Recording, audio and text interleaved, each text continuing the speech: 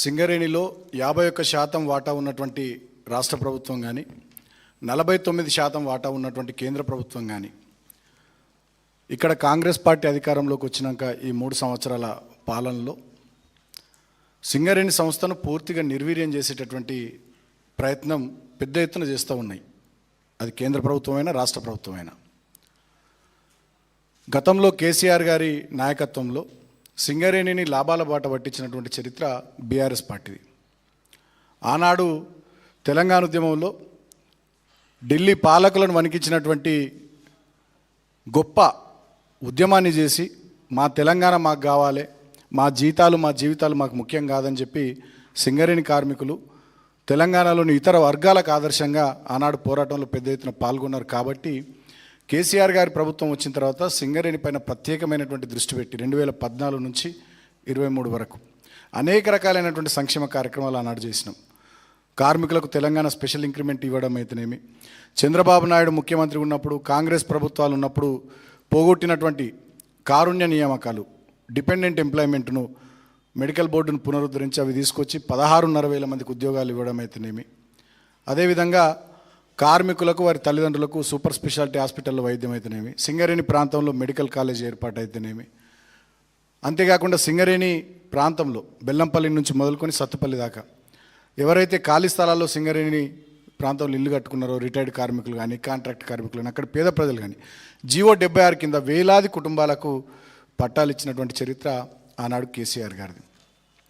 అంతేకాకుండా ఇంకా అనేక రకాలైనటువంటి సంక్షేమ కార్యక్రమాలు, కార్మికుడు ఇల్లు కట్టుకుంటామంటే 20 లక్షల వడ్డీ లేని రుణం ఇవ్వడం కానీ, ఇట్లా అనేక రకాలైనటువంటి కార్యక్రమాలు, కొత్త థర్మల్ పవర్ స్టేషన్స్ ఏర్పాటు చేయడం కానీ, ఇట్లా అన్ని కార్యక్రమాలు చేసుకొని కొత్త మైన్స్ ఏర్పాటు చేయడం, సింగరేణిని బంగారు గనిగా తెలంగాణ ఆస్తి కాబట్టి దాన్ని గొప్పగా తీర్చిదిద్దింది కేసీఆర్ గారి నాయకత్వం అన్నాడు.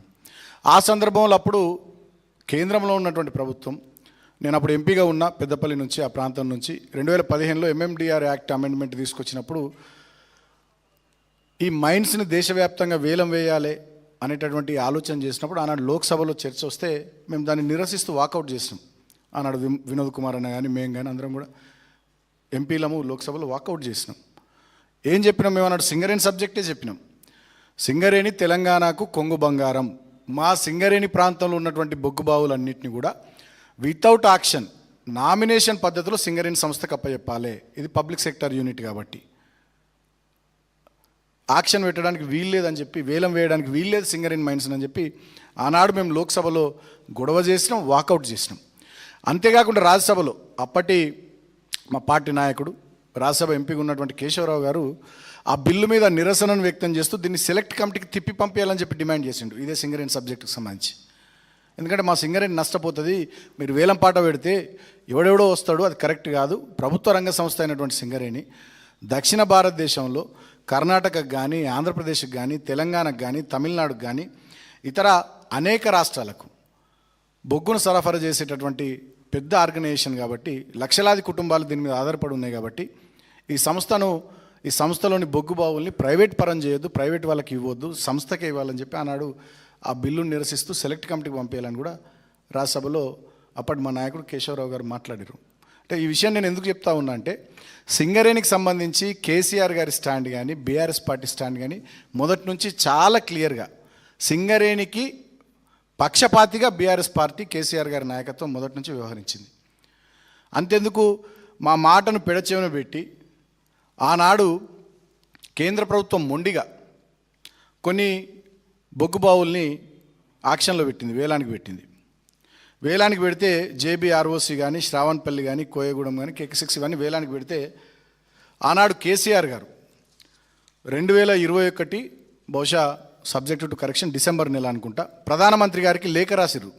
చాలా స్పష్టంగా మా సింగరేణి కార్మికులు 3 రోజుల పాటు సమ్మెకు పిలుపునిచ్చారు, ఇది సింగరేణిని దెబ్బతీసే కుట్ర.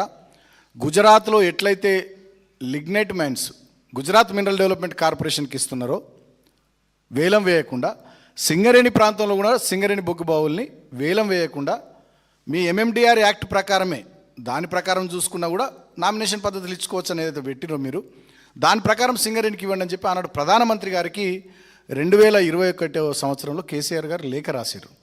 అంతేకాకుండా మా కేటీఆర్ గారు ఆనాడు పరిశ్రమల శాఖ మంత్రిగా ఉన్నారు. వారు 7వ తేదీ ఫిబ్రవరి 2022 కేంద్ర బొగ్గు గనుల శాఖ మంత్రిగా ఉన్నటువంటి ప్రహ్లాద్ జోషి గారికి కూడా లేఖ రాశారు. సింగరేణి ప్రాంతంలో ఉన్నటువంటి బొగ్గు బావుల్ని సింగరేణి సంస్థకే ఇవ్వాలి తప్ప వేలంలో పెట్టొద్దు, సింగరేణిని దెబ్బగొట్టకండి అని చెప్పి ఆనాడు కేంద్రంలో ఉన్నటువంటి బీజేపీ ప్రభుత్వానికి కేంద్ర మంత్రులకు లేఖలు రాసినటువంటి సందర్భాలు నేను గుర్తు చేస్తూ ఉన్నా. అంటే ఒకవైపు సింగరేణి కార్మికుల సంక్షేమం, ఇంకోవైపు సింగరేణి సంస్థను పరిరక్షించుకోవడం అనే లక్ష్యంగా ఆనాడు బీఆర్ఎస్ పార్టీ 10 సంవత్సరాలు మేము పనిచేసినాం. కానీ ఇవాళ కాంగ్రెస్ అధికారంలోకి వచ్చిన తర్వాత సింగరేణిలో మొత్తం స్కాములు తప్ప స్కీములు లేవు. అన్ని కుంభకోణాలే సింగరేణిలో. ఒకనాడు బంగారు గనిగా బీఆర్ఎస్ హయాంలో వెలుగొందినటువంటి సింగరేణి ఇవాళ కుంభకోణాల ఖనిగా మారిపోయింది. ఆనాడు 3,200 కోట్ల లాభాలతో ఉన్నటువంటి సింగరేణి సంస్థ ఇవాళ 4,300 కోట్ల ఓవర్ డ్రాఫ్ట్కు పోయినటువంటి పరిస్థితి. ఆనాడు మేము తెచ్చినటువంటి మెడికల్ బోర్డు ద్వారా కారుణ్య నియామకాలు ఏవైతే చేసినామో ఇవాళ వాటిని కూడా ఆపేసారు. గడిచిన 2-3 నెలలుగా సీరియస్గా బీఆర్ఎస్ పార్టీ టీబీజీకేఎస్ పోరాటం చేస్తే మొన్నేదో 330 మందికి శ్రీరాంపూర్కి పోయి డిప్యూటీ సీఎం గారు 3-4 మంత్రులు ఏదో కొంతమందికి ఉద్యోగాలు ఇచ్చినట్టుగా ఏదో తమాషా చేసిరు తప్ప గతంలో మేము పెట్టినట్టుగా మెడికల్ బోర్డు పెట్టి సింగరేణి కార్మికుల పిల్లలకు డిపెండెంట్ ఎంప్లాయ్మెంట్ ఇస్తున్నటువంటి పద్ధతే లేదు. మరి ఎట్లా చూస్తున్నారు వీళ్ళు సింగరేణిని? కార్మికుల సంక్షేమం లేదు, సింగరేణి సంస్థ పరిరక్షణ లేదు, అన్ని స్కాములే. ఏమేమి స్కాములు వీళ్ళు చేస్తున్నది? సైట్ విజిట్ సర్టిఫికేషన్ ద్వారా ఓబీ టెండర్లలో స్కామ్లు. వీళ్ళు అనుకున్న వాళ్ళకే సైట్ విజిట్ సర్టిఫికెట్లు ఇచ్చి వాళ్ళతోనే టెండర్లు వేయించి ఎక్సెస్ టెండర్లు వేయించి డబ్బులు దొబ్బుతూ ఉన్నారు. సోలార్ పవర్ ప్లాంట్లలో స్కాము. అదేవిధంగా జైపూర్ పవర్ ప్లాంట్కి సంబంధించి అదొక స్కాము. 40 లక్షల టన్నుల బొగ్గు, దాని విలువ 1,600 కోట్లు. నిల్వలు ఎక్కడ కనబడతలే. దాని మీద కోల్ సెస్ కట్టిర్రు, ఇన్కమ్ ట్యాక్స్ కట్టిర్రు, మిగతా ఇతరత్ర అన్నీ చేసేసిర్రు. మా నాయకులు హరీష్ అన్న కానీ ఈశ్వర్ అన్న కానీ మొన్న జూన్ నెలలో 7వ తేదీ నాడు రామగుండం గోదావరికానికి పోయినరు. చూపియండి బొగ్గు నిల్వలు మేము చూస్తామని పోతే చూపియాలి కదా, పోలీసులను పెట్టి అడ్డుకున్నారు. 12వ తేదీ నాడు భూపాల్పల్లికి పోయినరు. ఆ రోజు పోలీసులను పెట్టి అడ్డుకున్నారు. తర్వాత కొత్తగూడెం పోయినరు. ఆనాడు బొగ్గు నిల్వలు చూపించాలి. మొన్న జూలై 1వ తారీఖు నాడు మా దగ్గరికి వస్తే మందమర్రి శ్రీరాంపూర్ మందమర్రి మేము వస్తామని చెప్పి నేను అధికారులకు మాట్లాడితే వద్దు సార్ మీరు రావద్దు అని చెప్పి అధికారులు మమ్మల్ని రానియకుండా వద్దని చెప్పి పర్మిషన్ ఇవ్వలేరు. అంటే నిజంగానే బొగ్గు నిల్వలు ఆడుంటే చూపించాలి కదా. సింగరేణి ప్రభుత్వ రంగ సంస్థ, 51% రాష్ట్ర ప్రభుత్వం వాటా, 49% కేంద్ర ప్రభుత్వం వాటా. మరి ప్రభుత్వ రంగ సంస్థ, ప్రజలకు సంబంధించిన ఆస్తి, 40 లక్షల టన్నుల బొగ్గు నిల్వలు ఉంటే చూపెట్టాలి కదా. అంటే అదొక స్కాము. తర్వాత ఎక్స్ప్లోజివ్స్, సింగరేణి మైన్స్లో వాడేటటువంటి ఎక్స్ప్లోజివ్స్లో అడ్డగోలుగా దాని రేట్లు పెంచి దాంట్లో స్కాము. తర్వాత డీజిల్ స్కాము. సింగరేణి వాహనాల్లో ఇతరత్ర వాడేటటువంటి డీజిల్ వినియోగంలో పెద్ద ఎత్తున స్కామ్. అంటే ఒకనాడు స్కీములకు నిలయంగా ఉన్నటువంటి సింగరేణి ఇవాళ వీళ్ళు వచ్చిన తర్వాత, కాంగ్రెస్ వచ్చిన తర్వాత స్కామ్ల మయంగా మారిపోయింది.